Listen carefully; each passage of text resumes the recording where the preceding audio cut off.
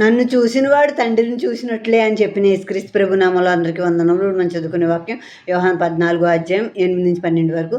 అప్పుడు ఫిలిప్పు, ప్రభువా, తండ్రిని మాకు కనుపరచుము, మాకంతే చాలునని ఆయనతో చెప్పగా, యేసు, ఫిలిప్పు, నేను ఇంతకాలం మీ యొద్ద నుండి నీవు నన్ను ఎరగవా? నన్ను చూసినవాడు తండ్రిని చూసి ఉన్నాడు కనుక తండ్రిని మాకు కనుపరచమని ఎలా చెప్పుచున్నావు?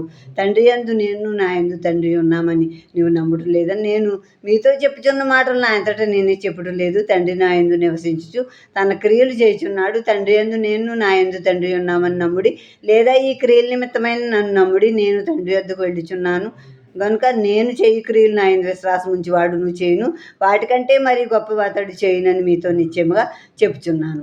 ఇక్కడ ఫిలిప్ అన్నాడు, ప్రభా, మాకు తండ్రిని కనపరిచి మాకు అంతే చాలు అంటే, యేసుక్రీస్తు ప్రభు అంటున్నారు, ఫిలిప్పు, ఇంతకాలం నేను మీతో ఉన్నాను, నన్ను చూస్తూనే ఉన్నావు. నన్ను చూసిన వాడు తండ్రిని చూసినట్లే, తండ్రిని చూసి ఉన్నాడు అంటే మళ్ళీ తండ్రి వేరుగా మళ్ళీ ఆయన పూజించడం అది కాదు. యేసుక్రీస్తు ప్రభు ద్వారానే తండ్రికి వెళ్తాయి పూజలు. కనుక యేసుక్రీస్తు ప్రభుని చూస్తే తండ్రిని చూసినట్లే, యేసుక్రీస్తు ప్రభు నామములో ప్రార్థన చేస్తే తండ్రికి ప్రార్థన చేసినట్లే. కనుక నాకు తండ్రిని చూపించి అంటున్నావేంటి? నన్ను చూసిన వాడు తండ్రిని చూసినట్లే అని చెప్పి యేసుక్రీస్తు ప్రభు, తండ్రి నేను ఏకమై ఉన్నామని నమ్మట్లేదా అని చెప్పి, నా తండ్రి నా యందు నివసిస్తూ ఈ మాటలు అన్నీ మీతో మాట్లాడిస్తున్నారు. ఈ క్రియలన్నీ నా తండ్రి నా యందు నివసిస్తూ జరిగించుచున్నవే అని చెప్పి, నేను నా తండ్రి దగ్గరికి వెళ్ళవలసిన సమయం వచ్చింది. నేను నా తండ్రి దగ్గరికి వెళ్ళాక నా యందు విశ్వాసం ఉంచి మీరు కూడా వీటికంటే గొప్ప కార్యాలు చేస్తారు. అంటే యేసుక్రీస్తు ప్రభు కంటే గొప్ప కార్యాలు ఆయన యందు విశ్వాసం ఉంచిన వారు చేస్తారని యేసుక్రీస్తు ప్రభు అక్కడ మనకు తెలియజేసి ఉన్నారు. ఒకసారి అక్కడ ఏంటంటే, ఒకసారి బస్సు నేను ఎక్కితే అక్కడ కండక్టర్ని కాకుండా డ్రైవర్ని బస్సు ఆపమన్నాను.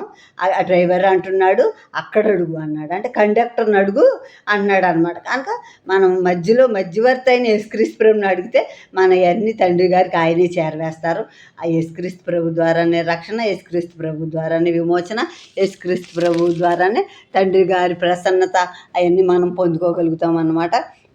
మీరు నా నామం దేన్ని అడుగుదురో తండ్రి కుమారుని మహిమపరచబడుటకై దాన్ని చేతును. నా నామం మీరు నన్ను ఏమి అడిగిన నేను చేతును. మీరు నన్ను ప్రేమించిన యెడల నా ఆజ్ఞలు గైకొందురు.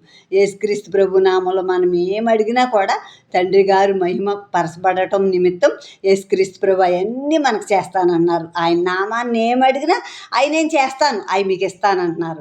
కనుక మనం ఆయన ఆజ్ఞలను ఆయన ప్రేమించామనుకో ఆయన చెప్పించేస్తాం, ఆయన ఆజ్ఞలు గైకుంటాం. కనుక ఆయన ప్రేమించాలి, ఆయన చెప్పించేయాలి. అదే అసలైన విశ్వాసం.